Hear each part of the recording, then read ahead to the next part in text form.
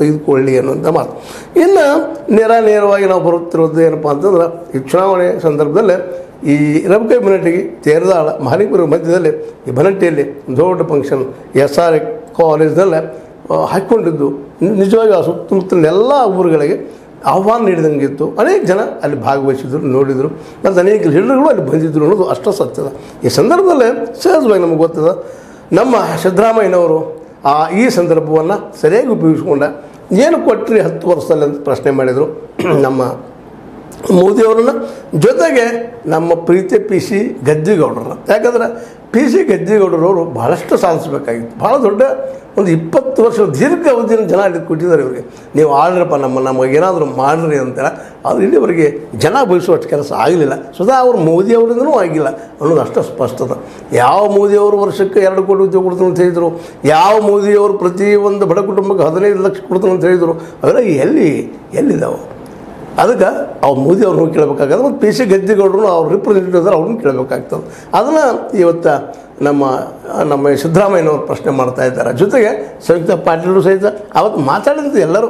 ಅದರಲ್ಲೂ ಮುಖ್ಯವಾಗಿ ನಮ್ಮ ಏನಪ್ಪ ಅಂತಂದ್ರೆ ನಟಿ ಆದಂಥ ನಿಮ್ಗೆ ಗೊತ್ತದೆ ಯಾರಂತ ಹೇಳೋದ್ರ ಅವಶ್ಯಕತೆ ಇಲ್ಲ, ಉಮಾಶ್ರೀ ಅವರು ಭಾಳ ಸುಂದರವಾಗಿ ಹೆಣ್ಮಕ್ಳ ಬಗ್ಗೆ ಇನ್ನೊಬ್ಬರ ಬಗ್ಗೆ ಮಾತಾಡ್ತಾ ಅನೇಕ ಸಮಸ್ಯೆಗಳ ಬಗ್ಗೆ ಮಾತಾಡಿದ್ರಲ್ಲಿ ಇದನ್ನು. ಅದೇ ಕಾಲಕ್ಕೆ ಮೋದಿಯವ್ರನ್ನ ಟೀಕ್ಸೋದೇನು ಮೆರಲಿಲ್ಲ. ಯಾಕಂದರೆ ಇದು ಇಲೆಕ್ಷನ್ ಸಮಯ. ಅದಿರಲಿ ಸಿದ್ದರಾಮಯ್ಯನವ್ರ ಮಾತುಗಳು ಮತ್ತು ಸಂಯುಕ್ತ ಪಾಟೀಲರ ಮಾತುಗಳು ಇಲ್ಲಿ ಭಾಳ ಮಹತ್ವವನ್ನು ಪಡಿತಾವೆ. ಯಾಕಪ್ಪ ಅಂತಂದ್ರೆ ಸಿದ್ದರಾಮಯ್ಯನವರು ಮುಖ್ಯಮಂತ್ರಿ ಮಾತಾಡ್ತಾರೆ, ವಿರೋಧ ಮಾಡೋದಿರ್ತದೆ, ಮೋದಿಯವ್ರ ವಿರುದ್ಧ ಮಾತಾಡ್ತಾರೆ, ಮತ್ತು ನಿಜವಾಗಿಯೂ ವಿರೋಧಿ ಆಗಿದ್ದಾರೆ ಅನ್ನೋದು ಅಷ್ಟ ಸತ್ಯದ. ಹೀಗಾಗಿ ಅವರು ಇಲ್ಲಿಯ ಈ ಮೋದಿಯವರ ಈ 10 ವರ್ಷದ ಕಾರ್ಯಕಾಲವನ್ನು PC ಗದ್ದಿಗೌಡರ 20 ವರ್ಷದ ಕಾಲಾವಧಿಯನ್ನು ಪ್ರತಿಯೊಂದು ಎಳೆಗೆ ಚಿತ್ರಿಸಿ ಬಿಂಬಿಸಿ ಜನರಿಗೆ ತಿಳಿಸುವಂಥ ಪ್ರಯತ್ನವನ್ನು ಮಾಡಿದರು. ಇದರಿಂದಾಗಿ ಎಷ್ಟರ ಮಟ್ಟಿಗೆ ಜನರ ಮೇಲೆ ಪ್ರಭಾವ ಆಗ್ತದೆ, ಎಷ್ಟರ ಮಟ್ಟಿಗೆ ಇದು ಮುಟ್ತದೆ ಅನ್ನೋದು ಬೇರೆ ಮಾತು. ಇದೇ ಸಂದರ್ಭದಲ್ಲಿ ಇವರ ಸಿದ್ದರಾಮಯ್ಯನವರ ವಿರೋಧವಾಗಿ BJPಯವರು ಸಾಕಷ್ಟು ಟೀಕೆ ಮಾಡ್ತಾಯಿದ್ದಾರೆ. ಮತ್ತು ಮಾಡೋದು ಸಹಜನ. ಯಾಕಪ್ಪ ಅಂದರೆ ವಿರೋಧ ಪಕ್ಷದವರವರು ನೀವು ಇಲೆಕ್ಷನ್ ಮುಗಿದ ತಕ್ಷಣ ಈ 5 ಗ್ಯಾರಂಟಿಗಳನ್ನು ಕರ್ನಾಟಕಕ್ಕೆ ಕೊಟ್ಟಿದ್ದೀರಿ, ಅದು ಬಂದ್ ಮಾಡ್ತೀರಿ, ನಿಮಗಿದು ನಿಗುವುದಿಲ್ಲ, ಖಜಾನೆ ಖಾಲಿ ಆಗದ, ಹಾಗೆ ಹೀಗೆ ಎಲ್ಲರೂ ಮಾತಾಡ್ತಾ ಇದ್ದಾರೆ, ಈಗ ಟೀಕೆ ಮಾಡ್ತಾ ಇದ್ದಾರೆ.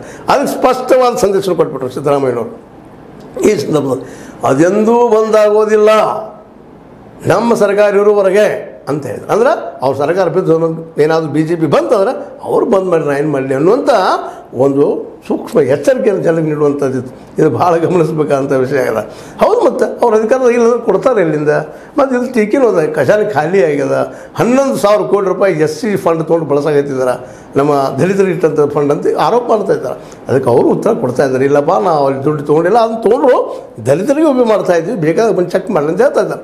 ಮೋಸ್ಟ್ಲಿ ಮತ್ತದಕ್ಕೆ ಯೂಸ್ ಮಾಡಿರಬೇಕಿಲ್ಲ ಅಂತಲ್ಲ, ಬಟ್ ಒಳ್ಳೆಯದಕ್ಕೆ ಬಳಕೆ ಆಗ್ತದೆ ಫಂಡ್ ಅನ್ನೋದು ಭಾಳ ಮಹತ್ವದ.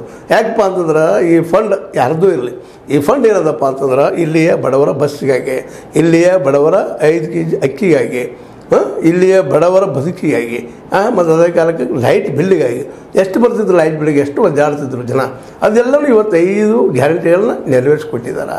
ಹೀಗಾಗಿ ಒಂದು ಸ್ವಲ್ಪ ದುಡ್ಡು ಯೂಸ್ ಆಗಿರ್ಬೋದು. ಆದರೆ ಇದಕ್ಕೆ ಮೊದಲು ಏನಿತ್ತಪ್ಪ, ಇನ್ನೂ ಕೊಡೋದನ್ನು ನಮ್ಮಲ್ಲಿ ಸಾಲ ಮಾಡಿ ಹೋದಂಥವ್ರು ಇದ್ದಾರೆ.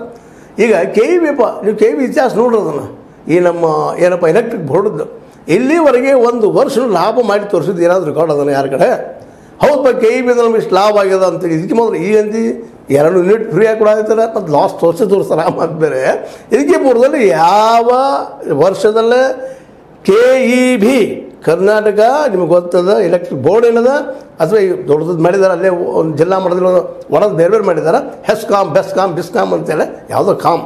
ಆ ಕಾಮ ಒಂದು ಸಲ ಅದು 1 ವರ್ಷದಾಗ 1 ಸಲ ಬರ್ತದೆ. ಆ ರಿಪೋರ್ಟ್ದಲ್ಲಿ ಲಾಭ ಮಾಡಿ ತೋರಿಸಿದ್ದು ಎಲ್ಲರೂ ಅದೇನ್ರಿ?